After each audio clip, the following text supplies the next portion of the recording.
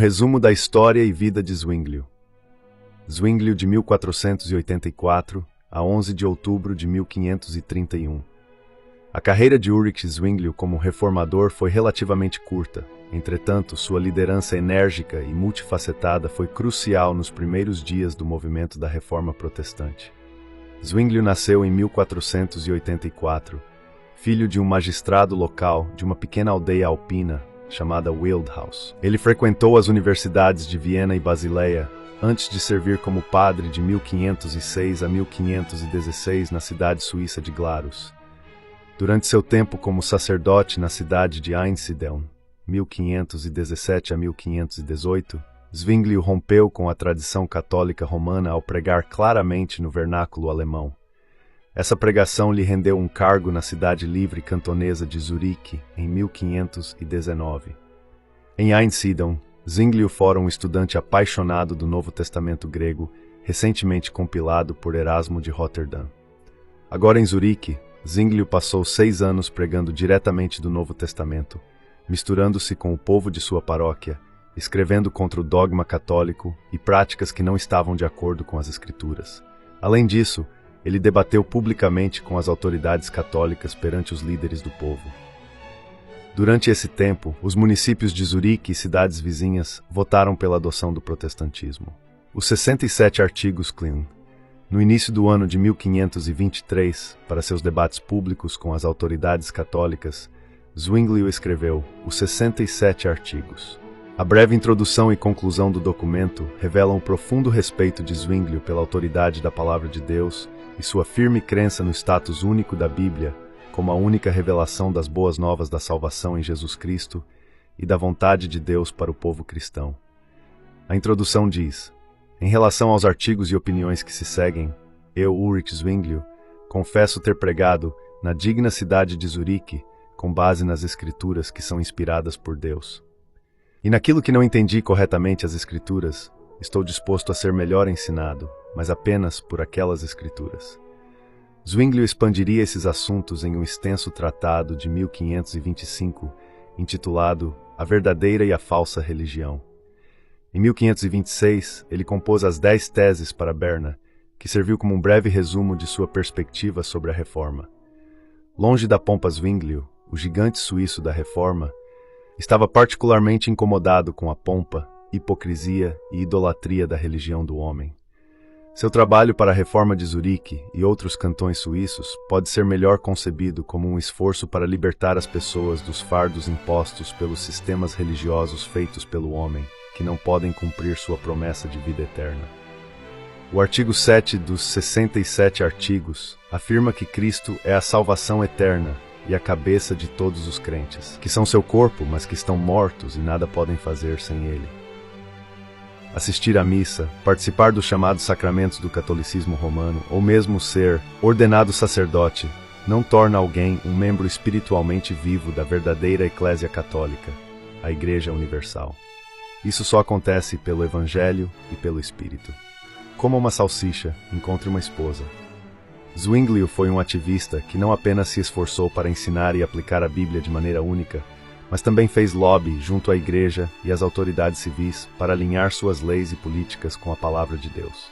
Durante a Quaresma de 1522, Zwinglio deu seu consentimento tácito na casa de um paroquiano, o impressor Christoph Froschauer, para que ele e seus convidados comessem salsichas, um prato tradicional local que foi proibido pela Igreja Católica Romana durante a Quaresma.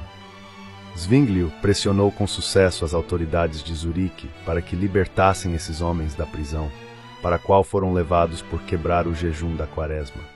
Aproveitando a indulgência do conselho da cidade, Zwinglio e 10 outros padres escreveram ao arcebispo de Constança pedindo-lhes o direito dos padres se casarem, já que a exigência do celibato era imprudente e antibíblica. O próprio Zwinglio já morava com uma viúva, Anna Reinhardt, com quem se casou pouco depois de Zurique se tornar um cantão protestante, livre da autoridade do arcebispo. Zwinglio também tinha um profundo respeito pelas mulheres e ansiava que elas experimentassem um autêntico discipulado cristão. Em 1522, ele visitou um convento para dar uma série de palestras intituladas Sobre a Clareza e a Certeza da Palavra de Deus, lições teológicas sobre a doutrina da revelação e a interpretação da Bíblia. 12 anos de reforma. Em 11 de outubro de 1530, aos 47 anos, Zwinglio morreu desarmado em um campo de batalha perto de Kappel, na Suíça, enquanto servia como capelão para as tropas protestantes, carregando apenas uma bandeira e uma Bíblia.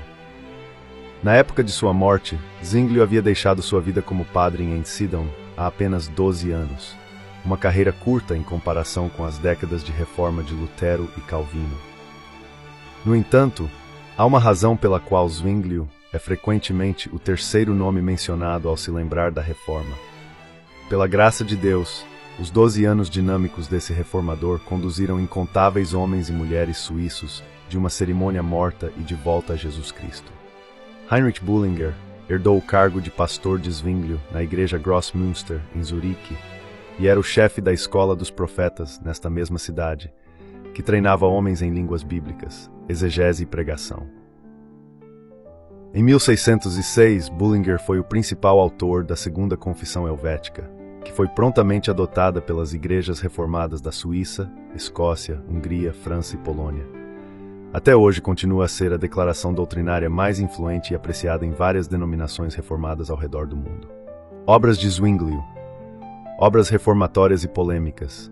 A contra o papado e os papistas, sobre jejuns, sobre imagens, sobre a missa, contra Faber, contra Eck, contra Compar. B. Sobre a controvérsia com os anabatistas. C. Sobre a ceia do Senhor, contra a doutrina de Lutero da presença real e corpórea. 2. Reformatórias e doutrinais. A exposição de suas 67 conclusões, 1524. Um comentário sobre a falsa e a verdadeira religião endereçada ao rei Francis I da França, 1525. Um tratado sobre a divina providência, 1530. Uma confissão de fé endereçada ao imperador Carlos V e a Dieta de Augsburgo, 1530, e sua última confissão, escrita pouco antes de sua morte, 1531, e publicada por Bullinger. 3. Práticas e litúrgicas. O pastor, formas de batismo e celebração da ceia do Senhor, sermões, etc.